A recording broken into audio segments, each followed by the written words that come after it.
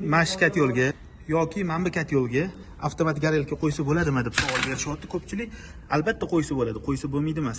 Xo'p, endi tushuntirib o'taman. Mana avtomat garelka, prostoy garelkani olib tashlab turib, o'rniga avtomat garelkani joylab qo'ysanglar bo'ladi.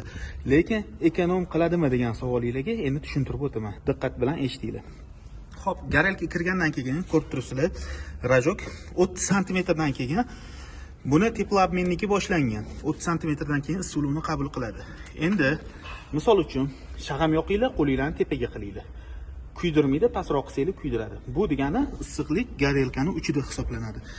Bizani kat yo'lda qanaqa bo'ladi? Bizani kat yo'lda ko'rib turganingizdek men to'mparib qo'ymayman. Garelka kirgandan keyin 10 santimetrdan keyin uje teploobmenniki mana shu turbalar joylashtirilgan. Bu degani ancha ekonom qilib beradi. Mana shunaqa sovetskiy kat yo'llarga qaraganda bizani dumaloq to'rtburchak kat yo'llarimiz 50% gacha ekonom qilib beradi. Shuning uchun ortiqcha rasxod qilib, mana bu kat yo'llarga garelkani almashtirmanglar.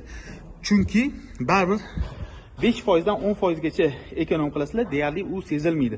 Agar yangicha kat yo'llarni zamonaviy mana shu kat yo'llarni qo'yadigan bo'lsanglar, 50% gacha ekonom qilishingiz mumkin. Ortiqcha pulinglarni ketkazmanglar, 250 ming to'lab garelkani alishtirib, birato'la kat yo'li bilan birga alishtirsanglar, masalanglar hal bo'ladi.